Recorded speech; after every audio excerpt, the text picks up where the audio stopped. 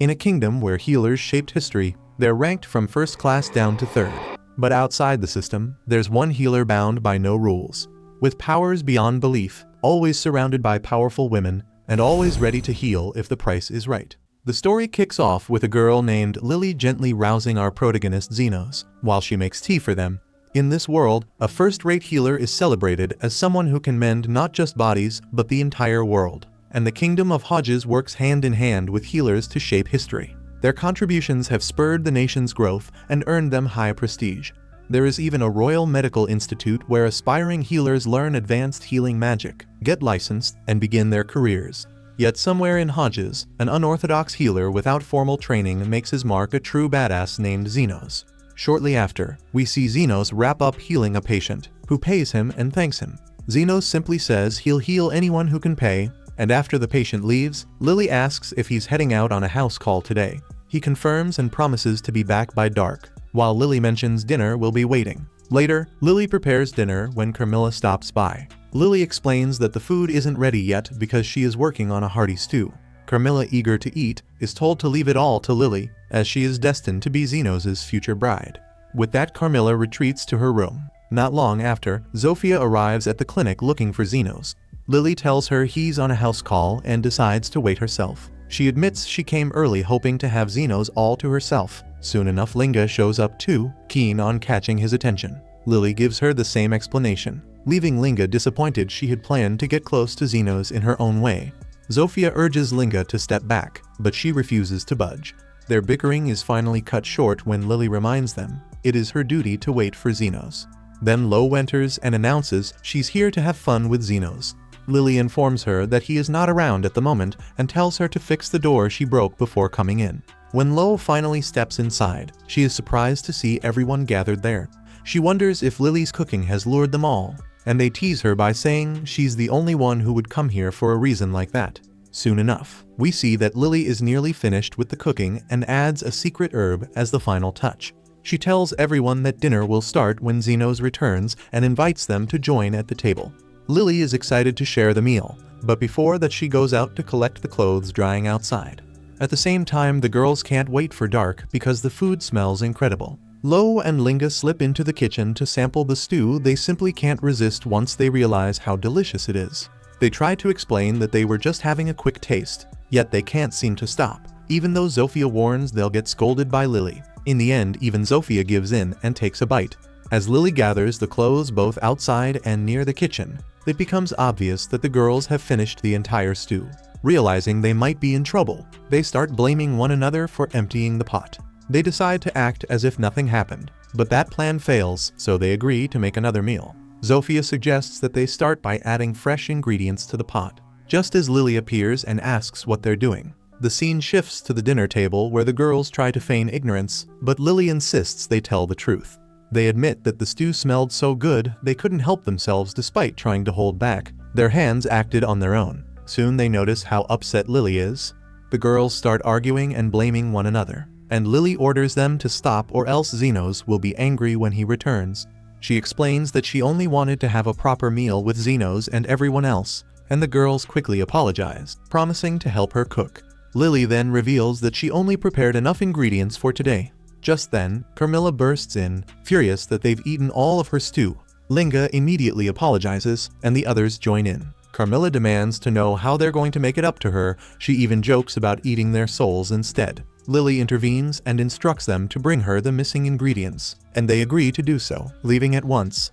Later, Lily realizes she's used up the last bit of her secret ingredient, and Carmilla asks if she isn't upset. Lily replies that she isn't very angry, which makes Carmilla admire her tolerance. Lily adds that she would have cursed them if they'd not only eaten her food, but also drank her wine, and she wonders if she can still prepare dinner before Xenos comes back. At the same time, we see Xenos in town. As he walks by, he notices a demi-human clutching her stomach in pain. Soon, her master appears, revealing that she is his slave and demands to know where she went. She explains that she suffered a stomachache and went to a clinic for treatment, but they refused to help her because she had no money. Her master, annoyed that she tried to rest over a minor stomachache, drags her back to work. Xenos observes as her master throws her onto a grave, muttering that dirty demi-humans like her belong in a graveyard. His rough treatment seems to summon a ghost. Oblivious to any supernatural sign, he orders her to get up by kicking her in the gut. But she can't rise because of the pain. Still ignoring her cries, he tells her to get to work digging graves. He warns that she will only get food if she manages to find any valuables. Suddenly, the slave attacks him, and blood begins to flow. Startled, he asks what she's doing. It quickly becomes clear that she is possessed, and he tries to run away. On his escape, he runs into Xenos again and begs for help, explaining that his slave has become violent. Xenos tells him to step aside, while the man points at his slave and demands to know what happened. Xenos then asks the nobleman about the last thing he requested from her. The damn tyrant replies that he simply told her to work as usual. When Xenos questions what kind of work that is, he hides the details by saying it was just some farm work. Changing the subject, he complains of his own injuries and begs Xenos to stop the slave, promising to pay him. The slave then attacks the noble, but Xenos intervenes and saves him. Xenos asks the slave why she is so angry. As she hurls stones at him, he easily dodges them. Impressed by his quick moves, the man orders Xenos to kill the slave. Xenos refuses, explaining that his duty is not to take lives. The noble, revealing that he is a noble himself, laments that if this continues he will die. He even says he would simply buy another slave if she dies. Yet Xenos remains firm, declaring that he will save every life he can because he is a healer. The deranged slave lunges at Xenos with a boulder, but he shatters it with his bare hands using some kind of enhancement. The noble watches in disbelief, wondering what type of healer he is, when suddenly the slave attacks him with lightning-fast movements enough to make Xenos doubt she's an ordinary demi-human. She then swipes at him with her claws, but he repels her with a barrier, noticing that his defense has seriously injured her. Still, the slave struggles on, fueled by nothing but hate, and Xenos realizes she's been possessed. He moves in close as she bites him. Surprised by the thought that ghosts can both consume and casually converse, he quickly deduces that some spirits can also possess others. With his magic, Xenos heals her wounds and expels the ghost from her body. Puzzled over what kind of farm work could lead to such possession, he then performs a full exorcism and declares his work done for the day. The noble, startled by how easily Xenos mended the slave's crushed foot, pleads for him to heal his own injuries. Xenos promises to treat him tomorrow, warning that if he waits any longer, he might not survive. The noble insists on immediate healing, but Xenos warns that the cost will be steep and asks if he's willing to pay. The noble hands over all the money he has, claiming it should suffice, but Xenos explains that it isn't enough. The noble grumbles that the fee is already above market rate, hinting that he'd suffer if charged illegally, but he adds that it won't matter since he knows Xenos works without a license. Surprised by the existence of unlicensed healers, Xenos comments that it's a shady business, not unlike grave robbing. The noble tries to act oblivious, but Xenos sees through him and declares that he'll deduct the cost of the slave from the fee. The noble agrees without objection, and Xenos proceeds to heal him, taking the slave's documents as part of the payment. After the noble departs, we later see the slave awakening. She's startled to see him and still suffers from stomach pain. When she asks who he is, he introduces himself as Xenos, explaining that he's effectively bought her. He then asks her name, and she tells him it's Tyru. Xenos orders her to remove her clothes, explaining that he spent a significant amount on her and needs to assess her condition. She's reluctant at first, but she still follows through, and he observes that her bile duct is blocked with gallstones and inflamed. Xenos then heals her in mere seconds, leaving Tyru astonished as she asks exactly what he did. He explains that he simply made a small incision in her stomach, removed all the gallstones, and then sutured it back up cleanly. She's taken aback that he didn't resort to any lengthy chanting or use intricate magic circles, and that his work left no trace at all. Xenos brushes it off, saying it's nothing extraordinary and that any skilled healer could manage this, but she insists that such a feat is far beyond what most could handle. Tyru expresses her heartfelt thanks for saving her and wonders how she might ever repay him. In response, Xenos reveals that he actually has a job for her. He shows her a detailed drawing of a rare herb and asks if she can track it down. Determined, she agrees and accompanies him. Before long, she finds the herb. It turns out to be the very same secret ingredient that Lily used in her cooking earlier. Xenos offers his sincere thanks, although Tyru feels it was a modest task and she had secretly hoped for a more significant challenge. But Xenos explains that his policy is to take payment commensurate with the work done. Despite her feeling that she barely did anything, he is content with her contribution, remarking that without her, he wouldn't have been able to manage. In a final gesture, he rips up her contract papers, declaring her free to choose her own path and do as she wishes. Uncertain about her future direction, Tairu promises that she'll return once she figures out what she truly wants to do. Zenos says his farewells, urging her to come see him if she ever gets hurt. Later that night, Zenos makes his way home, where Lily informs him that dinner is still not ready. Not long after, the three girls return after gathering ingredients, and Zenos can't help but wonder what they've been up to. They try to conceal the fact that they've already devoured his dinner, prompting Lily to decide to start cooking another meal. Zenos then retreats to another room. As he goes by, Carmilla catches a distinct scent of another woman on him, a clue that something interesting might have occurred. He tells her to be quiet, and Lily, busy preparing dinner, asks him to wait a little longer. But Zenos interrupts, requesting a cup of black tea instead. Realizing his need, Lily promptly agrees, announcing that she'll prepare a fresh cup right away. Back in the day, Zenos was part of a top-tier adventurer party. But one day the party leader Astan hurled a gold coin at him as a reminder of his poverty, kicking him out of the group. Astan called Zenos a worthless waste of space, insisting the party would be better off without him. Even though Zenos knew he was the glue holding them together, Astan wouldn't accept any counterargument. In reality, he had recruited Zenos just to use him as a human shield, figuring no one would care if the healer got killed in battle. Now that the party had grown stronger, Zenos tried to explain that their strength came from his healing abilities. Astan retorted that Zenos' self-taught, shady healing skills were worthless, and that any other healer could do a better job. Elsewhere in a dark alley, two slave traders were trying to restrain an elf girl so they could tie her up and sell her later. One of the women cautioned her partner to be careful with her since elves were rare. Keeping her in good condition would fetch a higher price. The man had already pinned her to the ground when the elf Lily refused to surrender without a fight, so she kicks him right where future generations get cancelled. Then she bolted. Her escape, however, was cut short when the man equipped with a bow shot her in the ankle. Lily collapsed, unable to run further, and the traitor quickly caught up to her. He attempted to subdue her once more, but Lily fought back fiercely, biting his hand as if determined to erase his presence. In a desperate move to free himself, the man ended up stabbing her. By chance, Zenos happened to be walking through that same alley and discovered Lily on the ground, bleeding. He demanded to know if these traitors were responsible.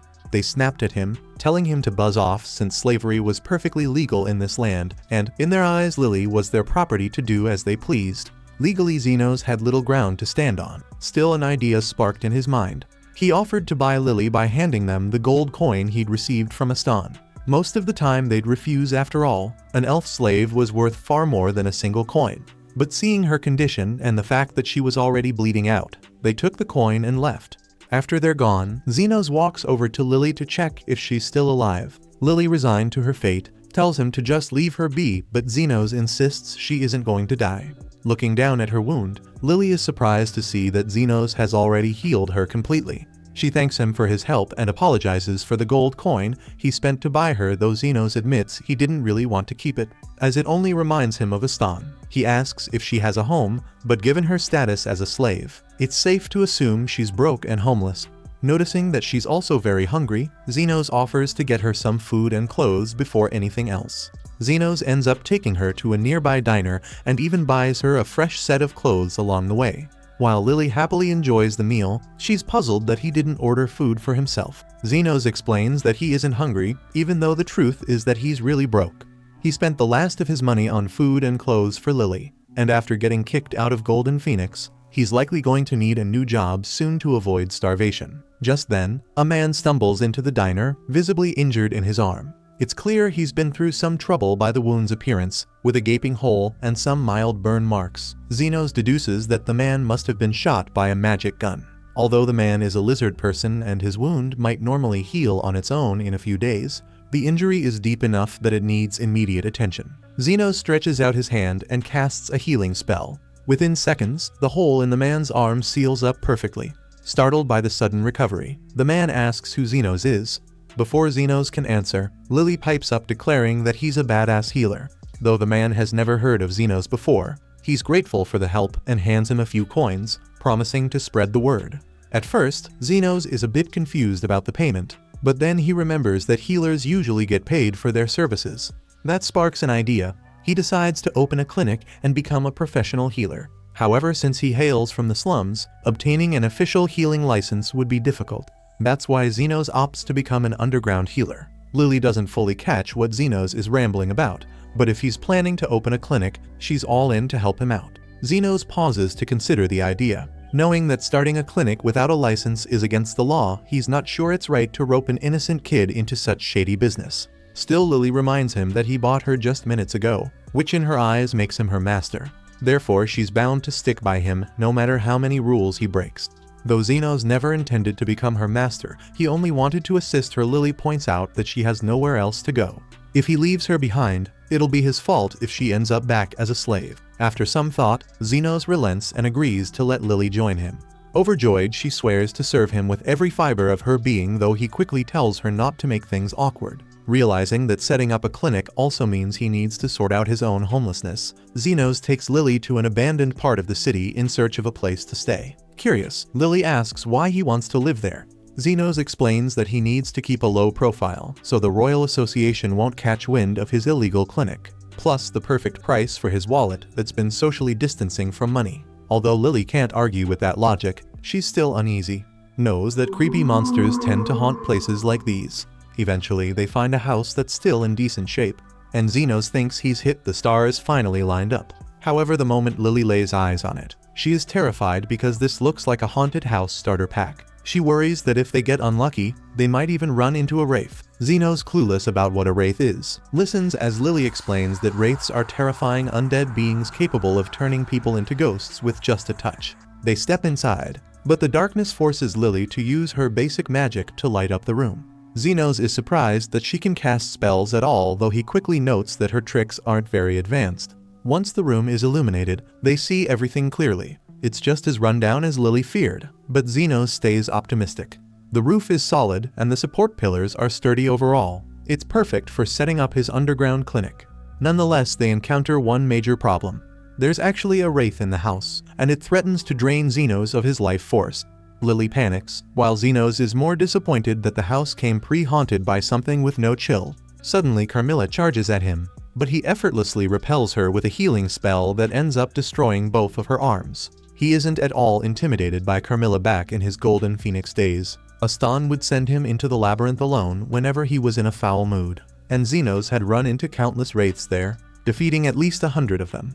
It turns out that healing magic works pretty effectively against undead monsters. Returning to the matter at hand, Zenos apologizes to Carmilla for barging into what appears to be her domain, but explains that there are no other options nearby. He asks if she's alright with him moving in. Carmilla feels insulted that Zenos would even suggest sharing her space, the so-called Queen of Wraiths, and she summons a host of ghost servants to drive him out. Without flinching, Zenos casually uses a high-level healing spell to wipe them all out. Stunned by Zenos' power and beginning to worry he might exorcise her, Carmilla eventually concedes. Not wanting to fight, Zenos asks if she's willing to let him and Lily have at least one bedroom, along with a space to treat future patients. Realizing she can't beat him, Carmilla agrees to let them have the first floor while she keeps the second floor for herself. Zenos thinks that arrangement works out pretty well, though Lily isn't sure whether to be more scared of Zenos or Carmilla. By the next morning, with no patients around, Lily grows bored and asks Zenos if she should either go outside to do some advertising or maybe even kick someone's ass. Zenos, however, advises against it, worried the Royal Hospital might eventually catch wind of their operation. Besides, he's confident it won't be long before they get their first customer. Sure enough, a few seconds later, someone walks in. Lily eagerly rises to greet their first customer and is surprised to see that it's the same guy Zenos healed the day before. Zenos had been expecting him sooner or later after all. Law-abiding citizens don't usually get hit by magic bullets, and people like him would rather avoid the traditional hospital scene for obvious reasons. The man introduces himself as Zond and says he needs Zenos to check on his sister. Zenos agrees to help, and Zofia shows him a minor flesh wound on her arm. She explains that her arm has been acting weird since yesterday, and after one look, Zenos deduces that she was hit by a magic attack laced with poison. Zofia asks if there's anything he can do, but since she endured the wound all night, most of the tissue in her arm is dead. Zenos tells her it's best to amputate the entire arm to prevent the poison from spreading. Although disappointed at the thought of losing an arm, Zofia asks how much it will cost to have it removed. Zenos says she'll need to pay 1,000,000 yen, which immediately infuriates Zond. He finds it outrageous for such a simple procedure. Just as he's ready to start a fight over the price, Zofia intervenes and tries to negotiate with Zenos. She questions whether he really wants to charge so much when she's known as Zofia the Tornado, the leader of one of the 3 gangs in the area, a fact Zenos is well aware of. Yet, he refuses to do the work for free, especially since regeneration takes a lot of effort. Zofia is baffled, having never heard of a healer who could regenerate limbs, and Zenos is equally puzzled, as his self-taught method is something he hasn't seen in other healers.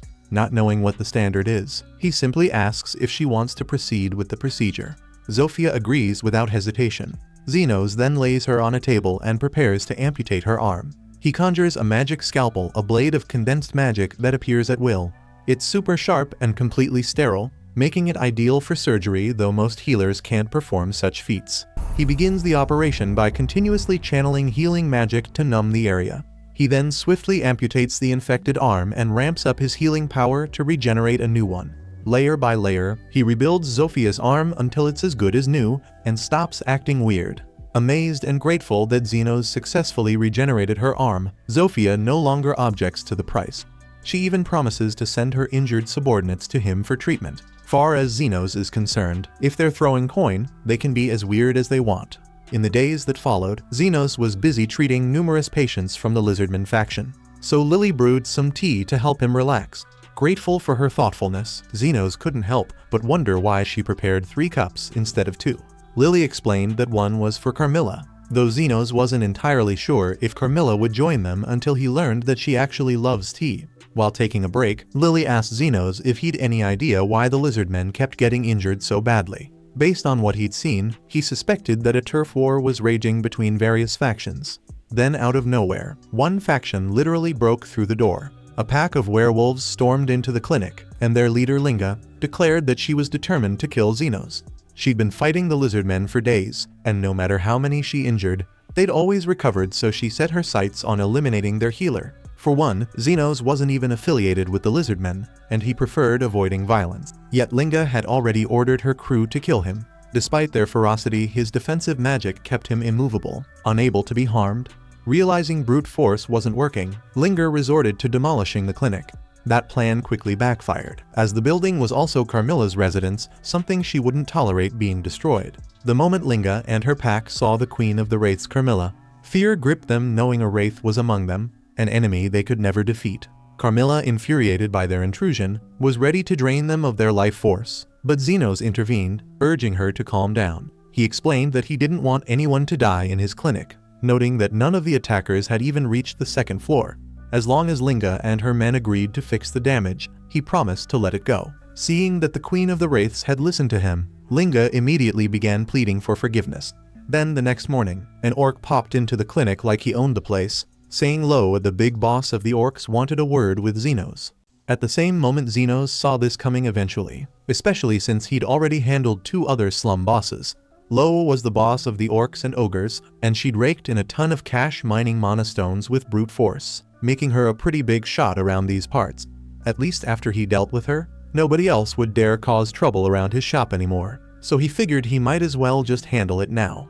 But before heading out, Zenos asked the orc if Lo was the reasonable type. The orc assured him Lo was easily the wisest, most respectable person he'd ever encounter. Hearing that put Zenos at ease, though it left him curious why Lo hadn't come along herself. The orc explained that right now, she couldn't exactly move. That sounded pretty serious, prompting Zenos to immediately hurry out to meet his newest patient. The orc guided him into a cave and introduced him to Lo. She was glad to finally see him in person. But before doing anything else, Zenos asked how she'd even found out about him. Lo explained the Lizardmen and werewolves had been running their mouths non-stop about some super secret healer they definitely weren't supposed to talk about. That pretty much ruined the whole underground part of being an underground healer, but Zenos would just have to sort that out later. From what Lo heard, Zenos could patch up anyone for a decent price, no matter how bad the injury, and she wanted to see if he really lived up to the hype. As Zenos approached her and raised his hand, Lo wondered aloud what exactly he was up to. Zenos calmly explained that since he couldn't see any injuries externally, he was scanning her to detect internal damage. Loa was impressed, noting most healers couldn't do something like that. Zenos, however, considered this basic common sense. It wasn't exactly helpful treating someone without knowing what's happening inside their body. Once Zenos finished scanning her, he noticed a lump inside Loa's stomach. and since he felt mana radiating from it, he figured it was a mana stone. Lo confirmed he was right, and said this stone specifically was enchanted with explosive magic, meaning that if she moved even slightly, she'd probably explode. Zenos asked if someone had tried assassinating her by sneaking the stone into her food, but Lo insisted nothing that dramatic had happened. She'd simply been starving, mistaken the mana stone for a rice ball, and swallowed it whole. But Zenos didn't see any reason to panic, casually noting that sooner or later, a mana stone would always find its own way out. Zenos gets set to leave, but Loa stops him, saying it ain't that simple. Turns out, when she swallowed that mana stone, she kinda chewed it up a bit, meaning there isn't much time before it goes boom. She's pretty much accepted that her mistake's gonna cost her life. Her only worry is her guys refuse to leave her side. Zenos wonders aloud what exactly Lo expects him to do, so she explains she just wanted him here to hand over her fortune. Once she blows, that's curtains for the entire orc empire she built, so she'd rather give all that cash to someone who'll use it right instead of letting it end up in sketchy hands. While digging around on Zenos, Loa discovered that even though he charges top dollar for healing, he has a rule about fixing up kids free of charge. She tosses him a key, saying he can use it to get into her treasure vault after she's gone. But Zenos never agreed to just let her go out like that. Considering she hasn't exploded yet, she must have swallowed the stone pretty recently. Without hesitation, he summons his scalpel and strides right over. Without a word, Zenos starts slicing into Loa's abdomen, causing her crew to panic at first, until he suddenly holds up the explosive mana stone. In just a few seconds flat, he managed to open her up, pull out the stone, and patch her back together, completely defusing the risk. But the mana stone is still ready to explode any second, so for everyone's safety, Zenos squeezes it tightly in his hands until it detonates. The blast is strong enough to level an entire city, but Zenos protects himself by casting defensive magic around his hands.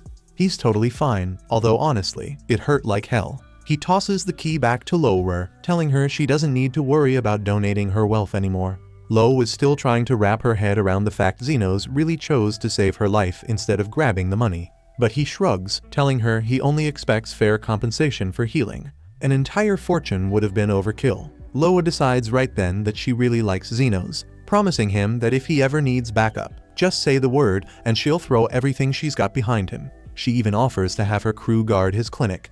But Zenos figures it's smarter to keep his distance. Having Loa's men hanging around is a guaranteed recipe for trouble. A few days pass, and Lily's moping around at the front desk, because lately, Zofia, Linga, and Lo have been hanging around the clinic way more than usual. Come to think of it, Zenos realizes they've been popping up constantly, even though none of them ever seems hurt. He figures they're probably just bored, but Carmilla straight up tells him it's obvious those women have a thing for him. Zenos can't wrap his head around why they'd fall for a regular underground healer like him, but Carmilla insists she knows exactly what she's talking about. Lily worries one of them might start dating Zenos and hogging all his attention, but Zenos quickly assures her he'd never date any of those weirdos anyway.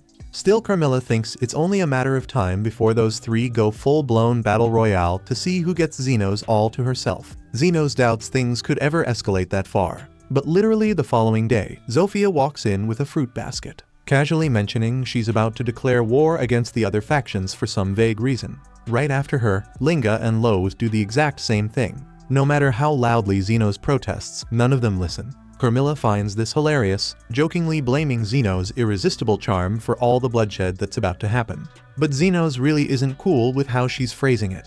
The big showdown is scheduled for noon today, and Zenos can't let them murder each other because of him. He's gotta step in and do something fast. Over at the stadium, the three girls and their crews are already geared up and ready to start a full-on massacre. Just before the bloodshed kicks off, Zenos suddenly strolls in. Everyone turns to hear what he's got to say, but Zenos surprises them all by announcing he's not here to stop the fight.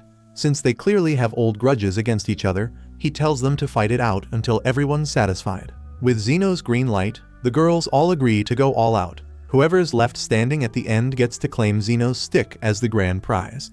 Zenos definitely doesn't recall agreeing to that last bit, but before he can object, the chaos is already underway.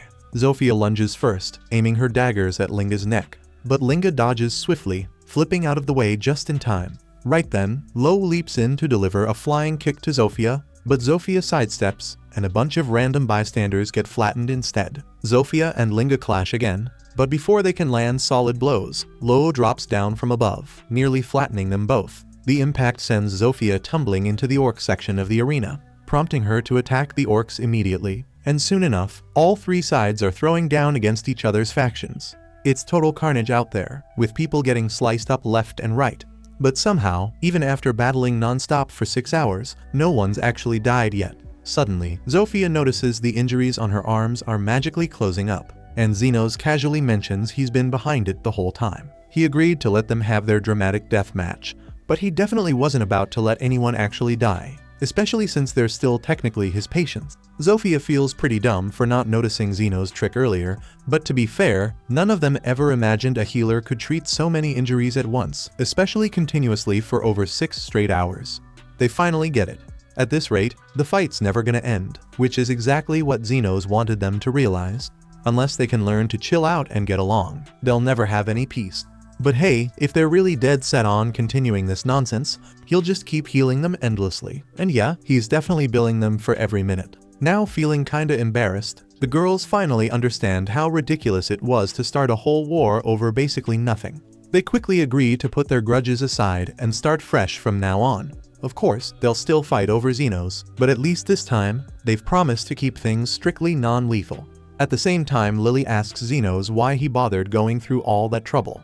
Xenos remembers something his teacher once told him: a healer who can only patch wounds is third-rate. Someone who can restore the entire body is second-rate. But a first-rate healer actually makes the world around him better. Xenos doubts he's got what it takes to be a first-rate healer, but he still wants to try improving the slums a bit.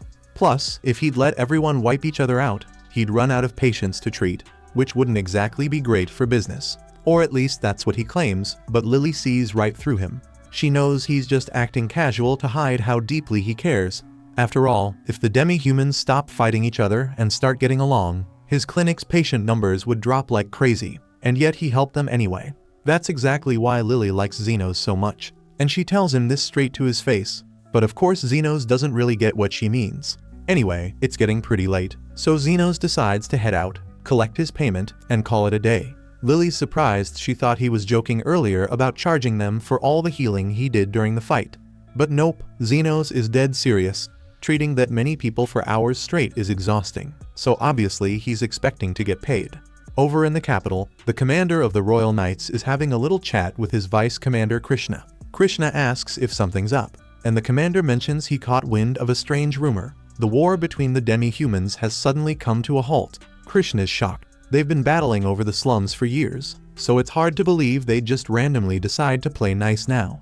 Honestly, the commander isn't buying it either. But if the rumor checks out, he'll need to step in. The kingdom has stayed stable with the royals and nobility on top, because the poor, unfairly treated folks are usually too busy fighting each other to threaten the status quo. If they start cooperating, though, they might band together and demand stuff like universal healthcare, and obviously nobody at the top wants that. Rumor has it one individual is responsible for bringing peace to the demi-humans, so the commander assigns Krishna to handle the situation personally. Krishna understands clearly and vows she'll track down this dangerous individual and arrest him immediately for the terrible crime of promoting peace. Over at Xenos' clinic, he sneezes cause folks been talking about him. Soon as that happens, the whole place starts tripping, thinking he's about to catch something nasty. Linga jumps in and says he can use her tail if he needs something warm and fuzzy. Then Lowell, with a smirk, says she's got a spot that's even warmer if he's feeling cold around the face. Xenos doesn't even blink. He tells them it's just a sneeze and he still needs to fix up Zofia, so they better chill till he's done. Once her arm is healed, Zofia thanks him, but it's been a minute since she's needed his help, so Xenos asks what happened this time. She tells him she got hurt while pulling a job last night. Turns out, Zofia's been stealing from corrupt nobles and passing the goods along to the folks who need it. But during a break-in yesterday, she ran into the vice commander of the Royal Knights, a loose cannon named Krishna. This woman doesn't ask questions. She pulls up with magic fire guns and blasts first. Carmilla's got a bad feeling about it. If Zofia ran into Krishna, and Krishna gets wind of Xenos, things could get messy. But Xenos isn't too concerned. He figures someone that high up wouldn't waste time worrying about some underground healer in the slums. Meanwhile, Krishna is already in the slums digging for info. She notices the demi-humans aren't fighting anymore, which feels suspicious, so she corners a lizard man and demands to know who brought the factions together. The lizard man has no idea who she is, and since Xenos has been trying to stay under the radar, he plays dumb. He tries to walk off, but Krishna draws her gun and tells him she'll shoot if he doesn't talk. He stands firm and tells her to go ahead, he'd take a bullet before selling Xenos out. At that moment, Zofia and her brother happen to walk by. Krishna takes one look at him and decides this is not the time for a fight. She makes a quick getaway and ends up lost in the rundown part of the city. By sheer accident, she stumbles across Xenos' clinic and steps in to ask for directions. Xenos doesn't recognize her and says he's happy to help her find her way back. But right then, Lily walks out holding a tray of tea, and as soon as Krishna spots her elf ears, she instantly whips out her gun and shoots Xenos in the head. Lily's stunned that Krishna straight up put a bullet in Xenos' head out of nowhere. But Krishna claims she has a perfectly valid reason. Alongside her current mission, she was also sent to investigate some recent kidnappings in the area. Since Xenos is human and Lily's an elf, Krishna immediately assumed Xenos had kidnapped Lily, so she didn't hesitate to shoot first. Lily quickly points out the holes in Krishna's logic and explains that Xenos basically adopted her, and she's here because she wants to be. Krishna starts to realize she might have made the wrong call, especially now that she sees how happy Lily is. Luckily, the bullets she used were non-lethal, so Xenos should be unconscious at worst. But to her surprise, Xenos looks totally fine. Krishna apologizes for shooting him and jumping to conclusions, but she can't figure out how he survived without a scratch. Xenos casually tells her he just used some defensive magic to block the shot.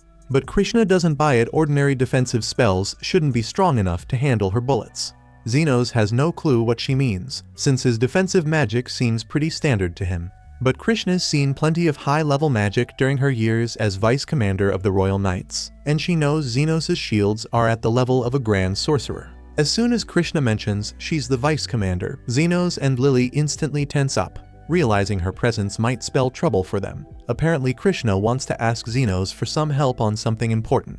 To avoid any further trouble, Xenos agrees to hear her out, but secretly warns all of his clients not to show up while Krishna is there. Once seated, Krishna explains she's currently on a secret mission and needs his assistance. Xenos tries to decline politely, but Krishna insists it's every citizen's responsibility to cooperate with the orders of knights. Given how trigger-happy Krishna seems, Xenos is worried he might get shot again if he refuses, so he reluctantly agrees to listen. She explains her mission is to track down a certain man and arrest him immediately. She doesn't have his name or even what he looks like, but this guy is the mediator who brought an end to the war between the various factions. Xenos nearly chokes on his tea when he realizes Krishna is hunting him down, but he quickly regains his composure and calmly asks her why exactly she's after this mediator. Krishna explains that the Knight's orders can't let someone who has the influence to stop faction wars run around freely. She recently tried to violently interrogate one of the locals, but despite all her threats, he refused to say a word. In her eyes, if the slum residents are willing to protect this mediator, it must mean he's some dangerous criminal mastermind who needs to be taken down. Xenos carefully suggests that maybe this mediator is just avoiding attention, and if she simply dropped the investigation and left him alone, he probably wouldn't cause any issues. Krishna immediately asks Xenos if he knows who this mediator might be, but Xenos quickly claims he was just guessing based on common sense. Regardless, Krishna insists she can't just ignore this person because her commander gave her direct orders, and anyone with enough power to end factional conflicts is too dangerous to leave unchecked. Lily speaks up, saying Krishna probably doesn't need to worry, since the mediator is likely just focused on earning an honest living and wouldn't try to disrupt the nation. But the way Lily describes him makes it sound like she actually knows the mediator personally. Lily panics and starts insisting that she's never met him either. Krishna is clearly getting suspicious, but for the moment, she decides to let it go. It's getting late, so Xenos uses that as a chance to politely get Krishna out the door. But while he's guiding her out, she suddenly notices the bed in the corner of the room. Krishna thinks it's strange that Xenos has a bed down here, and Xenos definitely doesn't want to admit he and Lily share it because there's a wraith upstairs, so he casually tells her it's just a spare. Krishna immediately seizes on that and asks if Xenos would mind letting her use the spare bed. She's had trouble finding a good spot to set up base in the slums, so she'd appreciate it if Xenos could accommodate her until her mission is over, and of course she'll pay for it. Xenos knows there's no way he can refuse without making her more suspicious, so he reluctantly agrees, while Carmilla watches the whole situation unfold and finds it absolutely hilarious. Lily brews up a little green tea for their new guest, but Krishna struggles with hot drinks and starts carefully blowing on it to cool it down. Lily still feels jealous about this new woman showing up and trying to grab Zenos' attention away from her. So she decides to demonstrate her position clearly. She casually hops onto Zenos' lap and sweetly asks him to pat her head like he usually does. Zenos complies without a fuss, though he's a bit confused about why she suddenly asked for this. Carmilla, invisible as always, quietly whispers in his ear that Lily is obviously jealous, startling Zenos. But Carmilla just finds the whole scene way too entertaining to ignore. Determined not to lose Zenos' affection, Lily keeps clinging even closer than usual to make sure Krishna knows who's in charge here. But Krishna couldn't care less. She's still busy cautiously blowing on her hot tea. Eventually Lily drifts off to sleep, and Zenos gently tucks her into bed before returning to the living room to finish his earlier conversation with Krishna. He starts explaining the whole situation, how he rescued Lily from a group of slave traders who were apparently part of an illegal trafficking ring operating around the area. This detail explains why Krishna jumped to conclusions and shot first earlier, but unfortunately Zenos doesn't have any useful information about the traffickers themselves. On another note, Krishna has something else she'd like to ask about, given that Zenos seems to be a master mage who's perfected defensive magic. She's curious if a healer who put the same amount of effort into their craft could possibly regenerate an entire arm. Zenos is just about to comment that he thought regrowing an arm was probably something a decent healer could handle, but Krishna quickly says it's supposed to be impossible. According to her, only saints or the absolute best healers in existence would have that kind of power.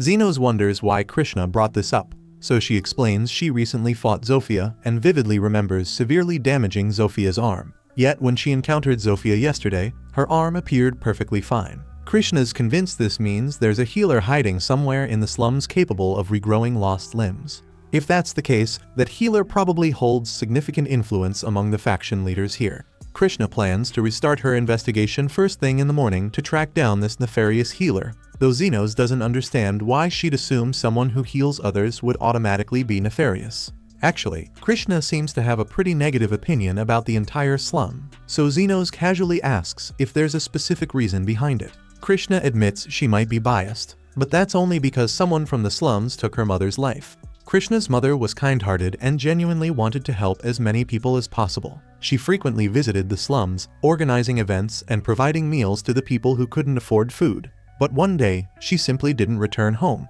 According to witnesses, Krishna's mother was attacked and killed by someone who wanted to steal her wedding ring. Krishna was devastated when she learned that her mother had saved countless people from starving. Yet nobody stepped up to save her when she needed help. That's why Krishna decided to join the Knights and become an unstoppable hero, determined to bring justice to the criminals in the slums.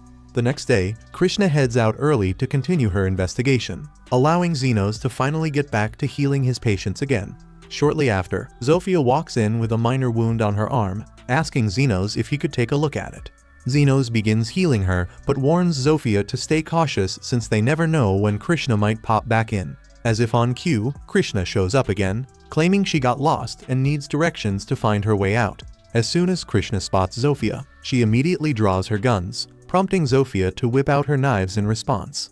They briefly face off before Krishna asks Zofia if there really is some evil healer uniting criminals to threaten innocent people. Zofia admits there's definitely a healer in the slums, but he's nowhere near evil. She knows she isn't exactly a model citizen herself, but she can confirm there are far worse people hiding among the nobility. For instance, Zofia mentions that Krishna's investigating the trafficking ring, and after doing some digging herself, she found out the mastermind behind it is actually an aristocrat. Krishna finds that hard to swallow at first because the trafficking ring operates within the slums, but Zofia explains that's just a clever trick designed to throw off the Knights. Krishna's still skeptical, but she wants Zofia to give her the name of the person behind all the kidnappings.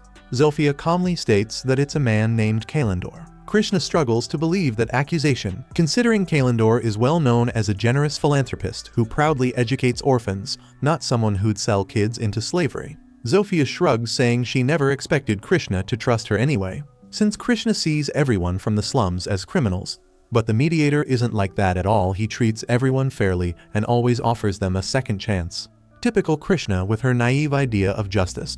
Furious that Zofia would mock her sense of right and wrong, Krishna immediately moves to pull the trigger, but Zenos steps in front of her, firmly asking Krishna to lower her gun. Krishna urges him to move out of the way, but Zenos refuses, insisting Zofia is his patient and he won't allow anyone to hurt her. He apologizes for not mentioning it sooner, but finally admits that he's the mediator Krishna's been hunting. Krishna thinks Xenos is just trying to protect Zofia by making up a lie, because there's no chance he could actually be the healing mediator. After all, he's already shown mastery over defensive magic, so he can't possibly be an expert healer, too. Xenos calmly replies that he wouldn't exactly call himself a master, but he's pretty skilled in both healing and defense, since both styles just require amplifying a body's natural processes. This explanation makes no sense to Krishna, and she still doesn't buy that Xenos could really be the healer. It's obvious to her that he's siding with Zofia, but out of respect for the hospitality he showed yesterday, Krishna decides to leave peacefully. As she walks out, Lily notices Krishna is headed straight toward the district where the aristocrats live, prompting Xenos to suddenly realize exactly where she's going. Krishna took Zofia's accusation about Kalendor seriously, so she's likely headed to his mansion to question him personally. Obviously, she can't openly accuse Kalendor of running the child trafficking ring, so instead, Krishna makes up a story to justify her visit. She informs Kalendor that there's been a recent increase in theft around his area. Kalendor agrees, mentioning he's had some trouble with the Lizardman gang lately. Krishna tells him that she plans to increase patrols nearby, but first she'd like to inspect his manor to get an idea of his current security measures. Kalendor fully understands her concern and gladly offers to show her around his entire estate. Krishna is given a detailed tour, and afterward, Kalendor asks her opinion about his security system. She praises him for his thoroughness, but something unusual caught her eye during the tour. She asks Kalendor if she could briefly use the restroom before leaving, and he agrees without suspicion, allowing Krishna to leave his office. Although it makes sense for a high-ranking aristocrat like Kalendor to have strong security, Krishna finds it strange that he's put so much effort into securing the backyard of his manor. Feeling there's something hidden back there, she carefully looks over the wall and quickly spots a concealed entrance. Krishna quietly slips down into the tunnel, and moments later, she's confronted with the horrifying realization that Zofia was telling the truth. Turns out Kalendor actually is the mastermind behind the kidnappings. But before Krishna can help the trapped children, he sneaks up behind her, grabs the guns she left upstairs, and blasts off her arm. He tells Krishna she shouldn't have stuck her nose where it didn't belong. Now he just needs to finish her off quickly and get back to his trafficking operation. But before he gets the chance, Zofia and Xenos arrive just in time. When Xenos realized Krishna had headed straight for trouble, he asked Zofia to show him the quickest route here. Kalendor won't allow any witnesses to leave alive, so he flips Krishna's gun to lethal mode and shoots Xenos directly in the face. But to his shock, Xenos is completely fine, even though the lethal shot definitely stung a bit. Panicking, Kalendor tries to run, but he drops the gun. Xenos quickly picks it up, leaving Kalendor begging for his life. Fortunately for Kalendor, Xenos has a strict rule against killing, but that doesn't mean he won't make him suffer a little, so he switches the gun to non-lethal and blasts Kalendor right in the head. With Kalendor knocked out, Xenos rushes to check on Krishna, who insists it's already too late for her. Her arm's missing and a chunk of her stomach is gone, and she's already accepted death, but Xenos calmly reassures her she'll be fine, though he's definitely charging her extra for this treatment. A few minutes later, Krishna is back in one piece, stunned that Xenos could completely heal wounds this severe in mere moments. She realizes now that he was telling the truth about being the mediator, but she no longer has any intention of arresting him. As far as she's concerned, he's the real hero here. But Xenos doesn't see himself as a hero at all. He's just a healer who kept everyone alive. If anyone deserves the title of hero, it's Krishna, since she was the first person who took real action to save these kids. Sure, she can be a little misguided sometimes, but deep down, she genuinely wants to make the world a better place. Zofia and the lizard men start freeing the children from the dungeon. But since the royal knights will arrive soon, Xenos would rather not stick around to deal with them. He quickly gathers everyone up and prepares to leave. Before he can go, Krishna rushes up and asks why he chose to save her, even though they were enemies just moments before. Xenos calmly looks at her, shrugs, and tells her he's just making sure she pays her bill. After all, she still owes him for last night's stay in his clinic, plus the extra fee for today's emergency healing, and he expects payment in full by the end of the week. Way back when Xenos was still a kid, he was just another broke orphan struggling day by day to survive in the slums, spending most of his time alone in some back alley. One afternoon, Bastan was wandering through the slums, sizing up kids to see who might make a good meat shield. So far though, he's disappointed because none of them look like they'd last long enough. Then Bastan notices Xenos sitting alone and figures he'll do just fine. He strolls over casually, speaking in a fake friendly tone. telling Xenos he's broke, starving and jobless, so he might as well join him for some adventures. Xenos, not catching the hidden malice behind Astan's words, actually thinks he might be a decent guy. Still, he's hesitant because folks from the slums usually don't get the chance to become adventurers. Astan brushes it off, telling Xenos that as long as he's got some kind of skill, anything's possible. He asks Xenos if there's anything he's good at. Xenos mentions that he knows a little healing magic, but Astan immediately doubts it. After all, learning healing spells usually takes years at the Royal Academy, so there's no way some random orphan figured it out by himself. But healing magic or not, Astan doesn't care. He plans to use Xenos mainly as a distraction if things get ugly. Once Xenos agrees, Astan quickly takes him out into the woods. Out there, the two face a wolf monster, and Astan gets hurt during the fight. Without thinking twice, Xenos heals him instantly. Then, when Astan charges at the wolf again, Xenos boosts his speed with another healing spell, helping Astan slice the wolf's head clean off. But Astan's oblivious, he doesn't even notice his wounds healing or his sudden boost of speed. Instead, he thinks Xenos is completely worthless. After a couple of years like this, Astan finally kicks Xenos out of the party. We know how Xenos has been doing ever since, but Astan's group hasn't had the same luck. Right after kicking Xenos out, Astan and his team headed into a cave for their next mission. This job's important because they plan to use it to win favor with the kingdom's nobles.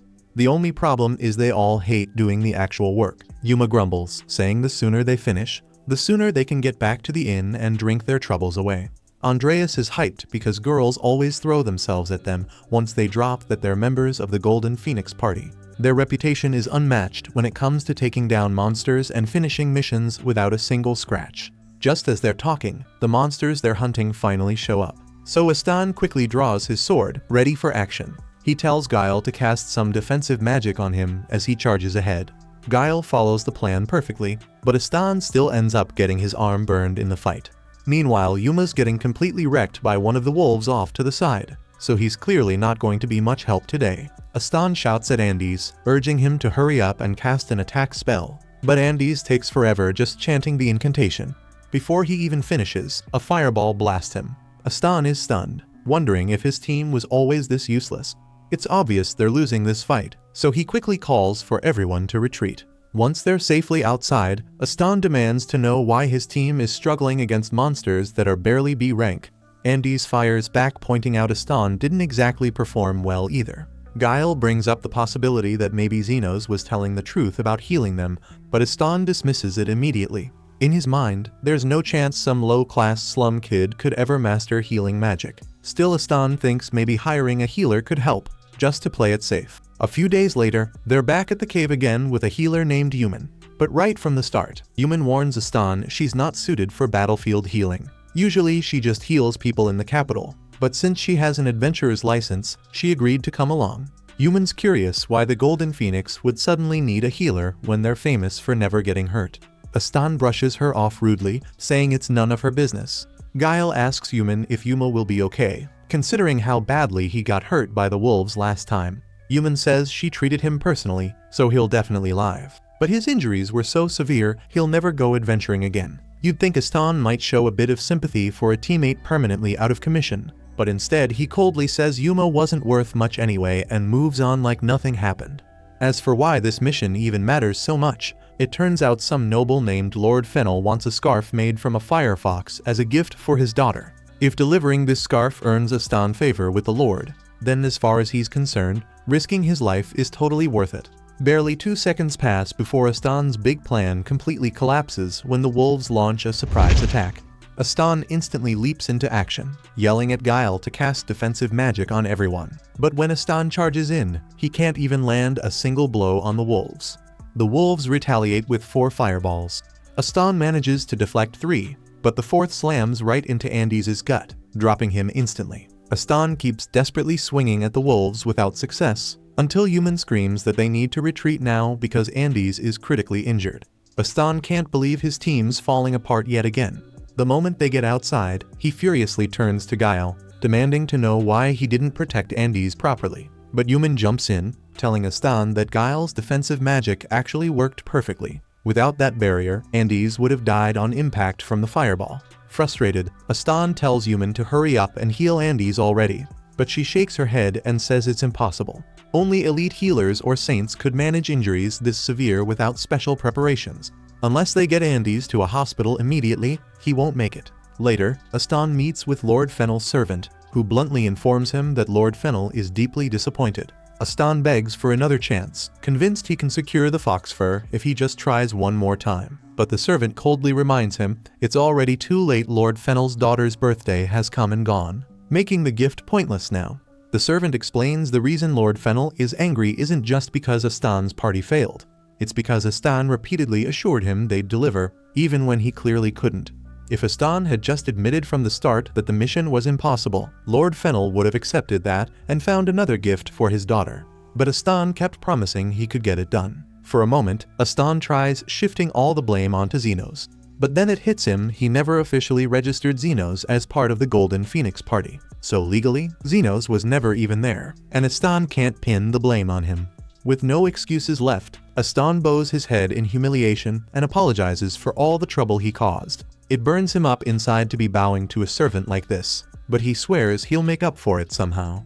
Lord Fennel's servant just scoffs, wondering out loud how Astan plans to do that when half of his team is practically dead already. Astan confidently promises that he'll find new members to rebuild the team, and next time Lord Fennel needs something done, Golden Phoenix will deliver.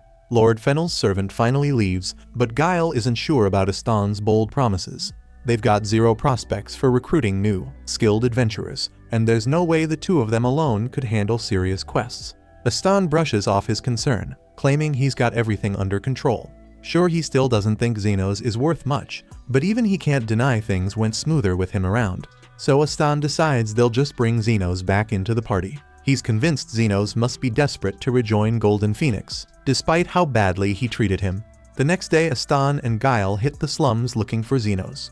But they have no clue where to start searching, so Astan gets a bright idea. He'll just hire the 3 faction leaders from the slums to track down Zenos for him. He figures they'll do anything for money. A little later, Astan pays a lizardman to guide him to Zofia, one of the faction leaders. Astan tells her straight up that he has a job offer. Zofia's not really interested since it's cutting into her clinic hours, but she'll listen since he's a paying customer. Astan introduces himself as the leader of Golden Phoenix and says he's looking for a guy named Zenos, who should have shown up in the slums about 2 months ago. Zofia can't believe what she's hearing. Zenos already told her all about how Astan kicked him out of Golden Phoenix. She thought that was dumb enough, but she never imagined Astan would actually be stupid enough to come crawling back looking for him. She bluntly tells Astan to get lost. Zenos has way better things to do than deal with someone like him. Honestly, just looking at Astan makes her sick. Astan feels humiliated and considers attacking her for a second, but quickly realizes he'd get crushed, so he wisely backs off. Since Zofia won't help, Astan tries his luck with Linga's faction instead. But the moment Linga figures out who Astan is, she immediately tells him to leave. Astan's stunned to learn that Linga is also friends with Zenos, and just in case Astan's thinking about starting trouble, Linga reminds him coldly that she could step on him like a cockroach before he even blinks. Next, Astan decides to try his luck with Loa, but just like the others, she bluntly tells him to go screw himself. And if she catches wind that he's been bothering Zenos again, she personally promises to squish his skull right between her melons. Astan and Guile rush out of Loa's cave immediately. Astan can't wrap his head around why all the faction leaders care so much about Zenos. He tries convincing himself that they must be talking about some other guy named Zenos, because there's no way the Zenos he knows could ever be this influential. Right at that moment, Guile spots Zenos casually walking down the street with Lily. They'd just finished shopping and were about to head home when Astan suddenly calls out to Zenos. Zenos freezes for a second, stunned to see Astan and Guile again, but he isn't thrilled about it. He decides to just ignore them and walk away. Astan quickly stops him, loudly announcing he's here to welcome Zenos back to Golden Phoenix. But before Astan even finishes his sentence, Zenos firmly rejects the offer. Astan's in total disbelief. He honestly thought Zenos would jump at the chance to rejoin the party. But Zenos immediately lists every single horrible thing Astan put him through before, from terrible treatment to pathetic pay. As far as Zenos is concerned, there's zero reason to go back. Still, he tells Astan that if he's really desperate, he could consider joining them occasionally, but things won't be like before. Zenos refuses to work for scraps again. This time Astan needs to pay fair. He sets the price at 50,000 for basic healing and a full million for critical healing. And that's just for starters. Aston would need to cough up even more for Zenos' defensive magic and buffs. If Aston's not ready to pay, then there's nothing else to discuss. Zenos turns around to walk away again. Aston's pride kicks in, enraged that Zenos would dare refuse him. He impulsively draws his sword, planning to strike, but before he even moves, Krishna blasts him hard. She steps forward, shaking her head, reminding Aston it's incredibly stupid to openly attack someone right in front of a royal knight. Krishna originally came here just to see Zenos, but now she has to arrest Aston for attempted assault. Aston freaks out at the thought of prison and takes off running down the street. After dealing with all that chaos, Zenos and Lily finally head home. A bit later, Linga, Zofia, and Lo drop by to see Zenos. They tell him Aston tried hiring each of them to find him, even though all three turned him down instantly. Zofia's worried Aston won't stop there. If Aston gets desperate enough, he might try going to the illegal underground guild and hiring an assassin to get back at Zenos. Still, hiring assassins isn't cheap, and considering Aston came crawling to the slums instead of just recruiting new members, chances are he's broke anyway. But even with that reassurance, Zofia stays concerned. She mentions hearing rumors about a mysterious guy known as the Guide who supposedly takes on assassination jobs for free under special conditions. If Aston somehow convinces that guy, Zenos could be in real trouble. Later that night, Zenos is having a hard time sleeping, stressed from seeing Aston again. Carmilla notices he's still up, so she comes downstairs to check on him, genuinely worried. While they're talking, Carmilla brings up what she heard about Zenos learning healing magic in the slums. Zenos explains he was actually trying to bring a corpse back to life, and healing magic just kind of clicked for him after that. Carmilla reminds him resurrection magic is strictly forbidden, but Zenos honestly had no clue about that when he first attempted it. Talking about forbidden spells reminds Carmilla of something similar from when she was still alive. Back then, during the Demon Lord's era, artificial life like golems were created and frequently used in wars, all powered by dark, forbidden magic. Just then, Zenos hears loud noises coming from outside. Carmilla quickly offers to check it out, and when she steps outside, she's stunned. A large section of the slums is up in flames as a giant golem tears through the streets, causing total chaos. Turns out Aston really was base enough to hire someone to take Zenos out. But he was way too broke for regular assassins and ended up getting referred to the Guide instead. The Guide said he'd take the job free of charge, but he wanted to hear the whole story first to see if it was worth his time. After Aston laid everything out, the Guide found it hilarious how selfish and pathetic he was, but it sounded fun enough, and he's been itching to test out a new toy anyway. Back in the present, Zenos and Carmilla have just made it into town, and the damage looks even worse up close. Linga, Lo, and Zofia quickly join them, begging Zenos for help since so many people got hurt during the golem's rampage. Zenos asks if they have any clue where this thing came from, but they have no idea. The only lead they've got is that the golem showed up from somewhere deep in the slums, but that doesn't really clear anything up. Hearing that the golem appeared from deep within the slums, Zenos worries the underground guild might be involved, but right now, they don't have time to speculate. Instead, he tells everyone to round up the injured and get them to one spot so he can start healing. Once he's done taking care of that, he's determined to find whoever's behind this and make them pay for it. Meanwhile, from a safe distance, the Guide watches the chaos unfold and seems pretty satisfied with the golem's destructive power, though he thinks its speed could use a bit more work. Still, it's more than enough to handle the job he took. He doesn't know much about Zenos yet, but he's definitely excited to see how he'll react once his friends start dying around him. Back in the city, Linga, Lo, and Zofia quickly organize their troops, instructing them to find all the injured townspeople and bring them to Zenos. Once everyone's gathered up, Zenos prepares a healing spell, warning Carmilla to step back to avoid accidentally banishing her. He casts High Heal across the entire area, immediately making everyone feel better, and he tells them all to evacuate as soon as they can. Afterwards, Zenos walks around to heal anyone left out of the spell's range, but he's seriously pissed about the whole thing. Not only was he dragged out in the middle of the night, but he had to patch up hundreds of people with no guarantee he'll even see a dime for his trouble. He's gonna make the Golem Master pay dearly, but right now, he has no clue where the guy is or why he even unleashed all this chaos in the first place. Back with the Guide, he's surprised Zenos managed to heal every single person who got hurt, because he was sure at least a few people would bite the dust in all that chaos. Just looking at Zenos, it's clear he's a top-tier healer, but no matter how many people he patches up, that golem won't stop wrecking everything until someone takes it down for good. Zenos just finished healing everyone, and the town's already evacuated. but the golem is still going wild. Xenos wonders if maybe it'll just get bored and leave, but Carmilla shuts that idea down fast. She tells him golems never stop until they finish whatever job they were given. And this one's clearly ordered to flatten the entire slums, meaning it'll keep going until nothing's left. Still, the high-purity magic stones used to create golem cores were supposed to have been totally depleted during the Great War, so she's confused how someone even managed to find such rare items now.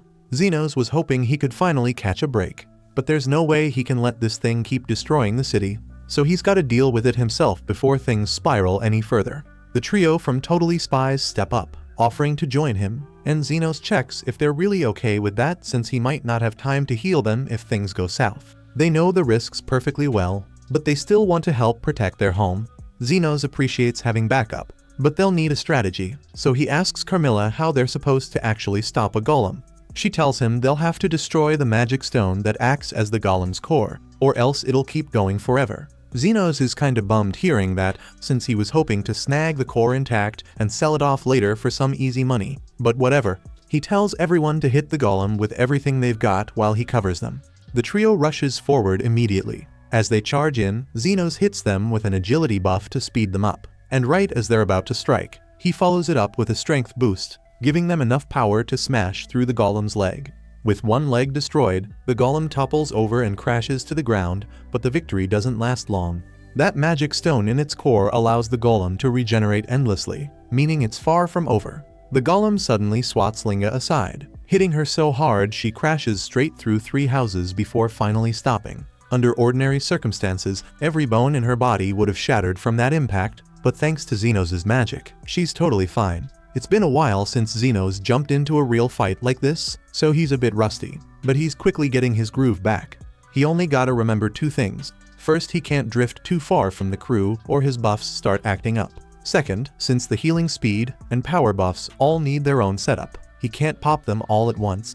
He's gotta switch them around depending on what the situation calls for. After trading blows for a bit, Xenos notices the golem's regeneration is an instant, meaning if they deal enough damage quickly, they can immobilize it. He tells the girls to break both of the golem's legs at once, and when they do, the golem starts tipping over again, but there's a problem.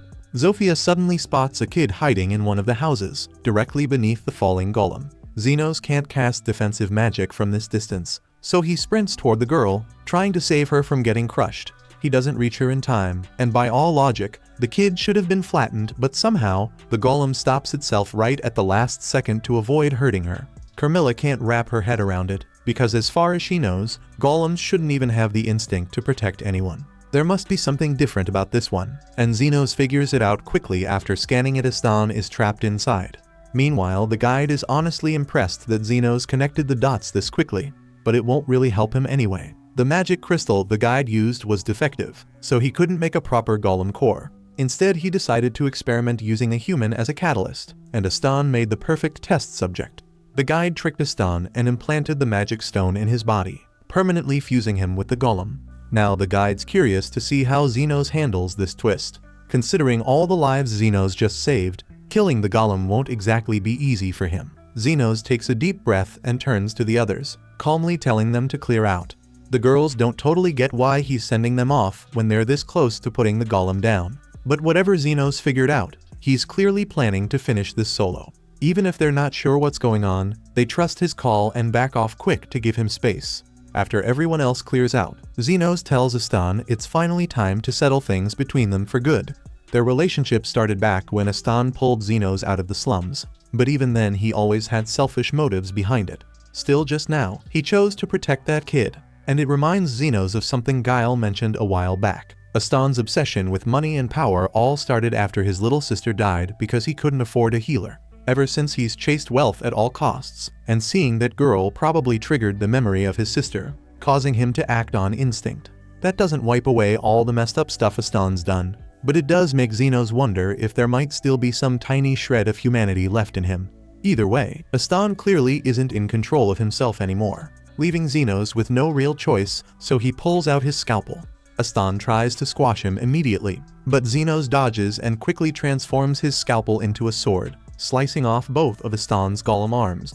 He then leaps into the air and slashes right through the golem's chest, exposing Aston's actual body. He's not exactly thrilled about doing this, but he can't let Astan keep causing chaos, so he delivers a clean slash across Astan's chest. From his hiding spot, the guide is surprised Xenos killed Astan so decisively. But then again, considering how much Astan mistreated Xenos, he figures revenge makes sense. But in reality, Xenos isn't trying to kill Astan at all. He's carefully destroying only the parts that are fused to the magic stone, while healing Astan at the same time to keep him alive. The guide is genuinely stunned that Xenos is capable of such precise control, especially after healing hundreds of people earlier. Personally, Xenos wouldn't mind if Astan dropped dead right here and now, but somebody's gotta foot the bill for all the damage caused tonight. And he knows Astan's too broke to cover the cost himself. There's no way Xenos will let him die until he snitches on whoever built this golem. Besides, even though Astan is a worthless jerk, Xenos can't deny that without that gold coin Astan gave him as severance, he never would have been able to save Lily or open his clinic in the first place. But most important of all, as a healer, Xenos swore to save as many lives as possible, and that includes Astan's sorry ass. Xenos raises his sword and delivers one last slash directly into the magic stone, shattering it completely and freeing Astan from the golem. Things finally calm down, and when Astan regains consciousness, he genuinely sees how incredible Xenos really is. He was partially aware while trapped inside the golem, so he clearly saw Xenos supporting the faction leaders during the fight, and he suddenly realizes Xenos must have been doing the same thing back when he was in Astan's party. Getting betrayed and used like a lifeless puppet made Astan finally see just how big of a jerk he's been, and he knows nothing he says can make up for all the messed up stuff he's done, but he still wants to apologize. Xenos can't stand seeing Astan grumbling and looking all pathetic, so he tells him to lift his head, not because he forgives him, but because he wants a clear shot before he goes home. He's been waiting forever to punch Astan right in the face, but hitting him while he was unconscious didn't feel fair. Now that Astan's awake, Xenos has no reason to hold back. He activates a 10x strength boost, walks up slowly, and throws the most satisfying punch of his life. Astan's knocked out cold, and when he eventually wakes up a few hours later, he sees Krishna standing right over him. She tells him she already ran into Xenos earlier, so she pretty much knows what went down here. Astan should consider himself lucky there weren't any deaths tonight, or else he'd be looking at murder charges. Still, Krishna's arresting him for plenty of other crimes, including property destruction, assault, and even public indecency, since Xenos' punch literally knocked every stitch of clothing right off him. Krishna also has a message from Xenos. She lets Astan know that Xenos took his sword while he was out. It was high-quality gear, so if Xenos sells it, it'll probably cover all the property damage Astan caused. Krishna adds one more thing, another message from Xenos, telling Astan to check his hand. When Astan opens it, he finds a single gold coin. Xenos left it as severance pay, along with a final request. He never wants to see or hear from Astan ever again. Astan just stares at the ground, completely defeated. He knows he deserves all this, but now he's really left with nothing. After everything he's been through today, Xenos is so drained he can barely stand up straight.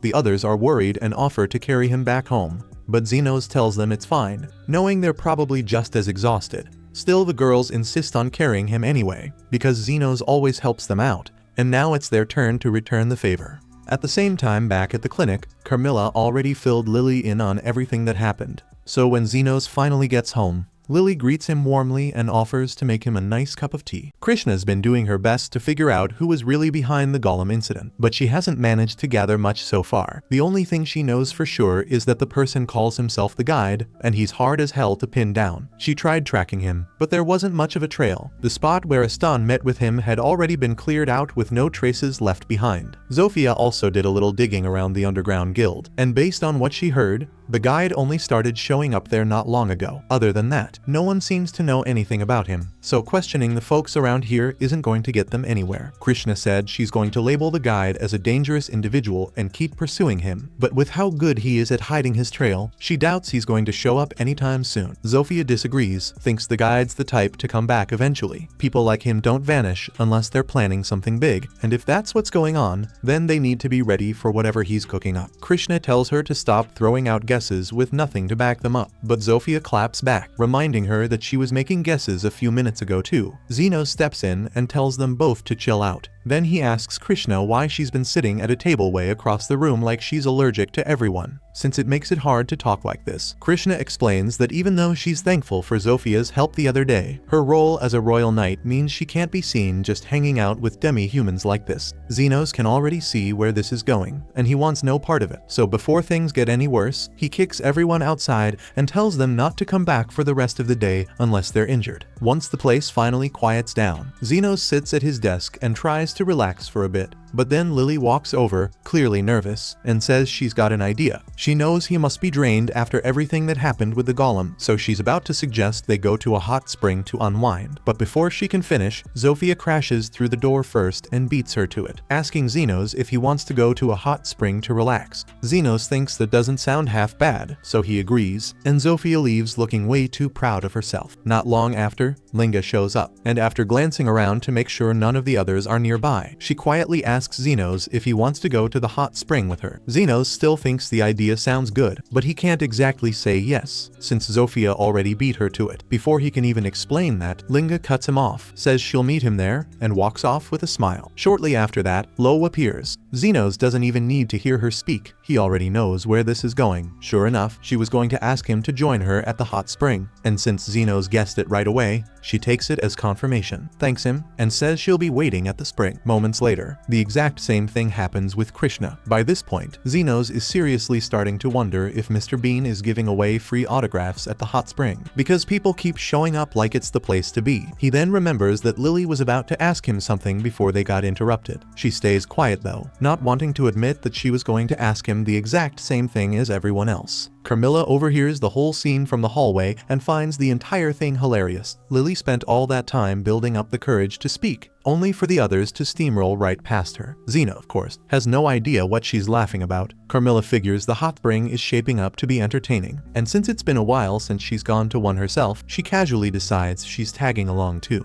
Later on, Zenos is finally soaking in the hot spring, enjoying some peace and quiet. That doesn't last long. Zofia walks in like she owns the place. He reminds her that this is the men's bath, but Zofia just shrugs and says it's fine. She put a warning sign outside saying the bath's dangerous now, so nobody should disturb them. Truth is, she came in fully ready to throw herself at him, but decided to play it safe and settle for a casual conversation while they soak. She brings up how people keep telling her she's changed ever since she met him, and Zenos admits it's true, she's way less aggressive now compared to how she used to be. But right now, what's got his attention is how close she's getting. Zofia was hoping the conversation would soften him up so she could sneak in a move, but since she gets caught, she switches tactics and tries to wrestle her way into his arm. Right then, Linga bursts in and yells at Zofia for sneaking ahead and trying to claim Zenos for herself. Linga's got the same motive though, so she starts pretending to feel faint, stumbling towards Zenos like she's about to pass out. Zofia's not letting that happen. She grabs Linga mid-stumble and starts dragging her away from him. As the two of them wrestle, Loa casually emerges from the water and says if they're going to be fighting over Zenos, then she wants in on the fun too. Zenos looks at Lo and asks what she's even doing here, and why she's not wearing a towel. She casually explains that she's been hiding underwater, waiting for the perfect moment to have Zenos all to herself. As for the towel, she didn't want anything getting in the way. She wanted to give Zenos a clear view of her toned physique, and she straight up asks him what he thinks. Zenos can barely see anything with a light behind her, but even if he could, none of this changes how bizarre the situation feels. He just stays where he is, hoping the girls will wear themselves out and leave. But then of course Krishna storms in and starts yelling at everyone for causing such a mess in the men's bath. Before she can finish, the others immediately call her out, saying she's clearly here for the same reason, trying to sneak some alone time with Zenos. Krishna says that's not the point, but it's too late. Now all four of them are arguing over Zenos like it's some kind of prize fight. He's had enough. He snaps and tells all of them to get out and head back to their own bath. The shouting is so loud that Yumin hears it from the women's side. She can't believe there are girls bold enough to sneak into the men's bath, but honestly she just hopes those weirdos don't ruin her peaceful getaway. A few minutes later, the girls return to the women's side. They're clearly bummed out that Zenos shut them down, but weirdly enough, they're getting along just fine now.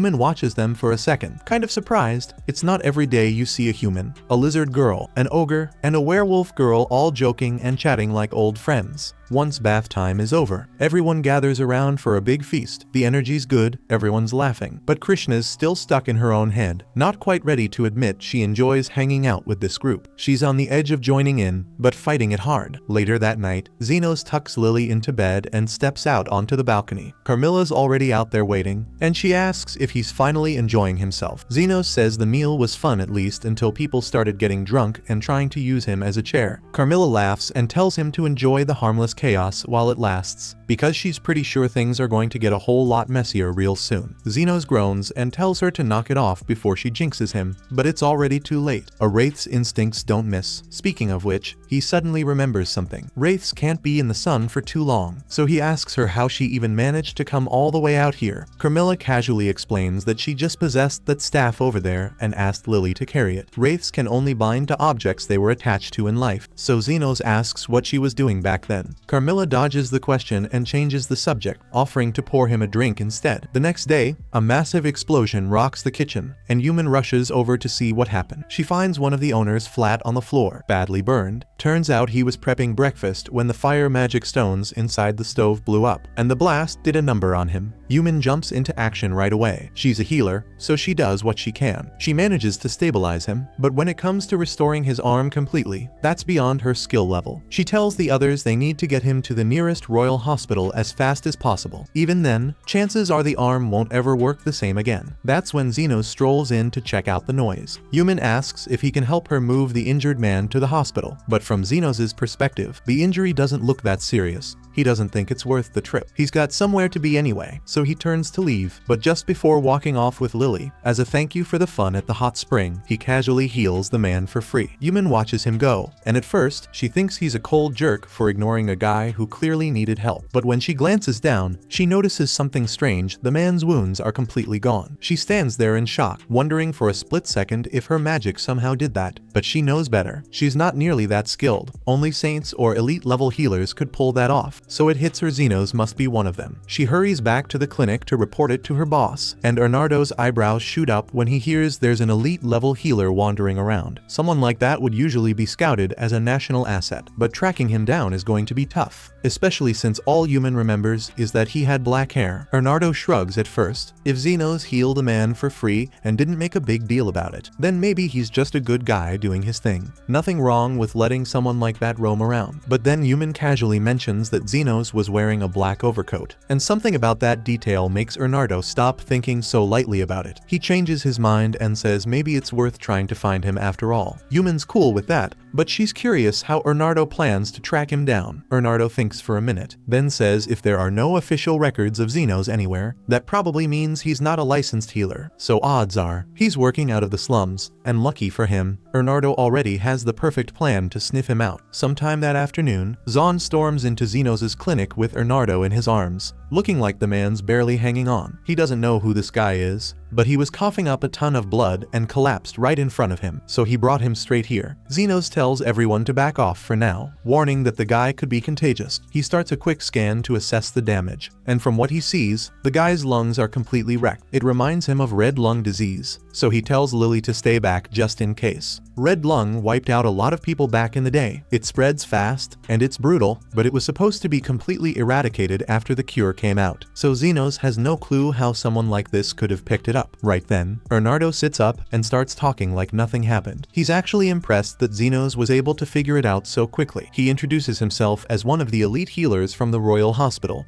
though as he admits, healing magic isn't exactly his strong suit. Yumin rushes in behind him, out of breath and clearly pissed off. She scolds Bernardo for doing something that reckless, faking an illness like red lung just to meet Xenos. But Bernardo says he didn't have much of a choice, even if it hurt like hell. He reaches into his coat, pulls out a bottle, and downs the content. Turns out he took a drug that mimicked red lung symptoms, so the locals would take him straight to Xenos. but now that he's got the antidote, the symptoms should start fading. Zenos stares at him and asks what kind of guy even carries a drug like that around. Bernardo explains he developed it years ago while he was working on a cure for red lung. That catches Zenos off guard. It means Bernardo's the doctor who created the vaccine and earned the title of elite healer for it. Setting that aside, Bernardo tells Zenos the real reason he came here. The black coat Zenos wears reminded him of someone from the past, so he had to confirm it. He asks where the coat came from, and Zenos says it belonged to his teacher, though he hasn't seen him in a long time and doesn't know where he is now. Moving on, Bernardo gets to the point. He wants Zenos to come work with him at the Royal Hospital, because there's something going on over there, and he could use help from someone like him. That's when the girls show up, and the energy changes fast. They heard some strange guy was giving Zenos a hard time, and they're ready to throw hands. Bernardo quickly reassures them he's not here to push Zenos into anything. He's offering a contract, plain and simple. Zenos tells them he's fine with it. Zofia still seems unsure and asks if he's really okay with this, but Zenos nods. He figures it's the smart move. Now that the Royal Hospital knows about his underground clinic, it's better to have someone like Bernardo on his side. And more importantly, back when Red Lung was tearing through the slums, Bernardo made sure people got the cure for free. That kind of compassion isn't easy to forget, so yeah, Zenos believes he can trust him.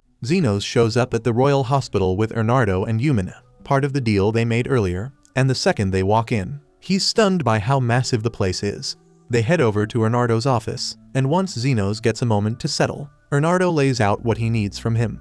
There's been a string of disappearances lately, and he wants Zenos to check things out. Zenos doesn't mind lending a hand, but sneaking around isn't really his thing, so he asks Bernardo if he's sure he wants someone like him doing this kind of job. Bernardo says now that he's officially with the Royal Hospital, he'll have access to tools and programs that'll help him find the info he needs. Even so, Zenos is nervous about standing out too much and blowing his cover. But Bernardo already thought of that. He's come up with a whole story. Zenos has been overseas studying and just came back. Zenos doubts something that basic would hold up, but Bernardo says it's fine. If a top-tier healer vouches for him, no one's gonna dig deeper. Later, Yumin takes Zenos over to the dorms where he'll be staying for the next few weeks. When he gets there, he's surprised to see Lily already inside. He asks what she's doing here, and Yumin explains that Bernardo approved the paperwork to let her move in. According to the rules, healers can live with a spouse or close relative, and Lily jokes that this technically makes her his wife now. But Yumin actually registered her as Zenos' younger sister. She figured having someone familiar around would help him settle in, and truth be told, Zenos was stressed about leaving her behind anyway, so he's thankful she set this up. After that, Yumin heads out to give him space. Not long after she leaves, Carmilla shows up too. Zenos gets why Lily's here, but he's got no clue what brought Carmilla all the way to the capital. Turns out, she doesn't have a good reason, she just likes sticking close to Zenos since things always get interesting around him. Zenos points out that with this place crawling with healers, she might get exorcised if someone spots her. Carmilla doesn't seem the least bit worried though, because aside from Zenos, not many people here are strong enough to even try. Not long after, Zenos is chillin' in the cafeteria with Yumin, and she checks in, asking how he's settling into this new place. He tells her it's alright so far, but he's about to be slammed with work for a while. Plus, he still has no clue how he's even supposed to get an official healing license. Yumin says she's got him covered since she knows the whole deal. First thing is taking a healing aptitude test. If you pass, you get into the Royal Healing Academy. Then it's years of brutal studying before you can even sit for the licensing exam. Sounds like a nightmare, and Zenos can't believe healers actually go through all that. But Yumin tells him that's just the start. After you get licensed, there's another test if you want to work in the field as an adventurer. Same goes if you're looking to join the military. Want a promotion as a healer, more exams. Most folks here are either doing research or chasing higher education. But to Zenos, this all sounds like a giant headache. So he cuts to the point and tells Yumin to talk about the missing people instead. She tells him one of the missing was a dude named Afreed. He was a top-tier healer and did research here. Real smart and kind too. Bernardo even said he played a big role in developing the red lung cure. Zenos figures if the guy's that solid, then he's worth tracking down. But he still doesn't know much about the case, so he asks if there's any lead to go on. Right then, the cafeteria doors swing open and this guy walks in. Zenos asks who he is, and Yumin tells him that's Goldrin, the vice director of the Royal Hospital and a Class 7 advanced healer. Zenos has no idea what that means, so she breaks it down. There are 3 ranks: beginner, advanced, and elite. Each one has 7 levels. Class 7 advanced is as high as it gets before hitting elite status. Basically, Goldrin's a big shot around here, and Yuman says he's even running to be the next director. The current director's barely around anymore, he's ancient, so Goldrin pretty much runs things now. But the hospital's gotten real different under his control. Yuman doesn't think that's a good thing. If you're rich, you get VIP treatment. If you're poor, best case you get a cheap ice pack and maybe a smiley face sticker.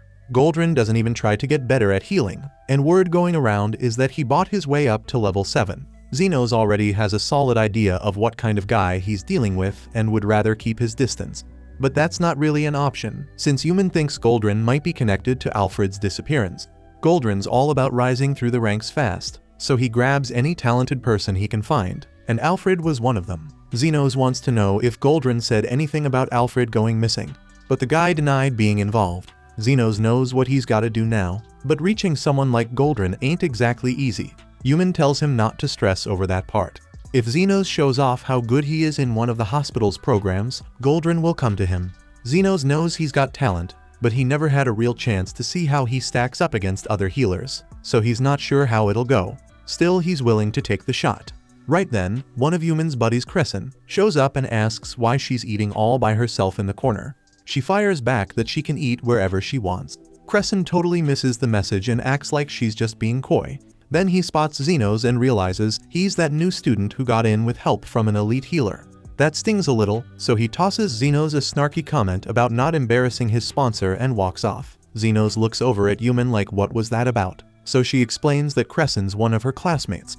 He's alright, but ever since Goldrin picked him up, he's been acting all high and mighty. Way back when Zenos was still a kid, he found a dead body in some alley and started practicing healing spells on it, hoping to bring it back. But before he could pull off some zombie nonsense, his future master came out of nowhere and whacked him on the head, told him it was a waste to use his magic on the dead, and that he should be using it to help folks who are still breathing. From then on, the guy took Zenos in and started teaching him healing magic, along with another kid named Veritra. After a year of hard work, they both became impressive healers. But their master made it clear not to get cocky, cause patching up a few cuts doesn't make you anything more than a third-rate healer. Back in class, Zenos is sitting through his first real lecture as a student, and the day's lesson is all about undead monsters. As things move along, he's actually kind of impressed. Most of its stuff he already picked up back when he was adventuring, but the way the material's being explained makes it super beginner-friendly. Even someone totally new would keep up without trouble. At one point, the professor pauses and asks if anyone's got a question. A student raises his hand and brings up wraiths. Turns out, the professor doesn't have much to say about them other than that they're at the top of the undead food chain. Almost no one who's seen one lives to talk about it, and every report ends in the same way. The whole party wiped out. If you ever see one, best bet is to get out of there. The ones that can speak are even worse. That kind of intelligence usually means they're insanely strong. Zenos wasn't expecting that, since he's got one of those talkative wraiths, Carmilla, literally living with Lily. He had no idea she was that dangerous, but obviously he keeps his mouth shut to avoid stirring up panic. Then the professor asks if anyone's had personal experience with undead, and Crescent shoots his hand up first. He introduces himself, says he used to do some adventuring, and claims he's taken out 30 ghosts. The class gets excited hearing that and starts clapping, and Crescent soaks it in. But then he notices Zenos isn't clapping, trying to call him out. He turns to Zenos and asks how many ghosts he's taken out. Zenos could probably handle 50 if it came to it, but he's not trying to show off. So instead, he casually says he's taken down 30 as well. Crescent immediately accuses him of lying, but Zenos stands his ground and repeats it 30 ghosts in one fight. That's when the room goes quiet. The students catch the detail about doing it all in one battle and start pressing him for more. Zenos explains that he once cleared out an underground labyrinth that was crawling with spirits, just kept casting heal spells until they were gone. It doesn't take long before they all realize he's talking about the Garmenton Labyrinth, a place so dangerous even gold-class adventurers avoid it. That alone is enough to convince them Zenos isn't bluffing. The whole class is impressed, but Crescent is still fuming. He just can't stand the idea that Zenos might have actually upstaged him. The next class is all about magic circles, and this time Crescent picks the seat right next to Zenos, clearly trying to one-up him. Zenos never put much thought into magic circles. He's always figured they're just slow and unnecessary. But he still shows up because missing class ain't really an option. The professor draws a simple circle on the board and asks if anyone wants to try drawing it themselves. Crescent instantly shoots up from his seat like he's been waiting all week for this. He walks up and draws a perfectly clean circle for a basic heal spell. The professor nods, clearly impressed. Then Crescent turns to the class and says Xenos wants to give it a shot too. Xenos wasn't planning on it, but now everyone's staring, so he doesn't have a choice.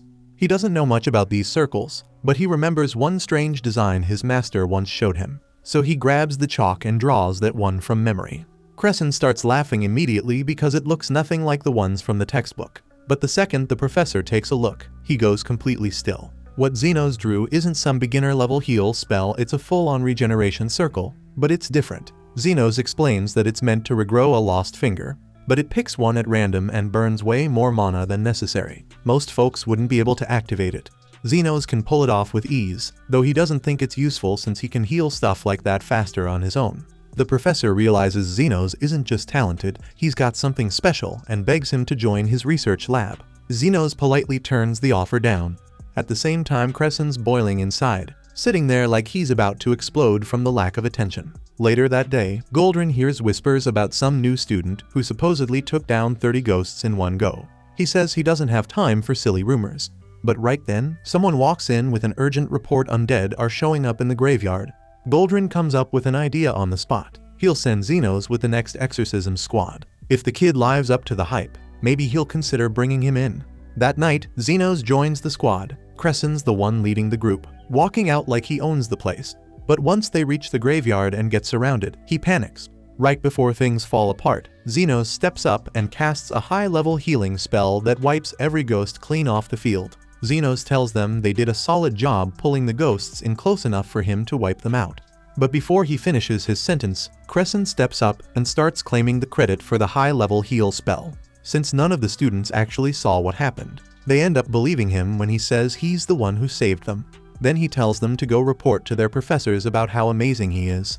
After that, he strolls over to Xenos and straight up tells him he'll never acknowledge his talent. Xenos doesn't care at all. He's not bothered by Crescent's petty attempts to take the spotlight. However, if Crescent really wants all the praise for himself, then he shouldn't leave just yet, cause the undead issue is far from over. Crescent has no clue what Xenos is talking about. But seconds later, the ground cracks open and a zombie king rises up from below. The other students are in shock that something as dangerous as a zombie king actually appeared, but none of them feel worried. They figure Crescent's got it covered. He'll have to deal with it on his own, though cause none of them want to get anywhere near that monster. Xenos and Human could jump in, but they figure they might as well let Crescent handle it without any help. To his credit, Crescent does try, casts his strongest heal spell at the creature, but it barely makes a dent. He doesn't stand a chance against that thing, but he refuses to accept defeat. So he keeps running, dodging attacks to keep from getting flattened. While all that's happening, Human leans towards Xenos and says undead creatures usually show up when a more powerful one is nearby. That means the ghosts earlier probably appeared because of the Zombie King. But Xenos feels like there's something else behind it all. At this point, Crescent's getting knocked around pretty bad. Xenos figures it's probably time to step in, but Human stops him. She still cares about Crescent, but wants him to learn something from this. He's been hanging in there by healing himself each time he slams into a wall, but eventually the zombie grabs him, and it looks like he's about to get eaten. That's when Xenos decides to move. He starts preparing one of his most powerful spells, and when it's charged up, he releases Mega Heal. A flood of bright healing light wraps around the zombie, and the wave of magic burns away its rotting body until it crumbles to dust. With that, the job's finally done. But what Human mentioned keeps echoing in Xenos' head. If powerful undead attract the weaker ones, then this might have happened for a reason. That's when he figures it out: the ghosts and the Zombie King showed up because Carmilla is close. Thanks for watching. Please hit like and subscribe, it makes all the difference.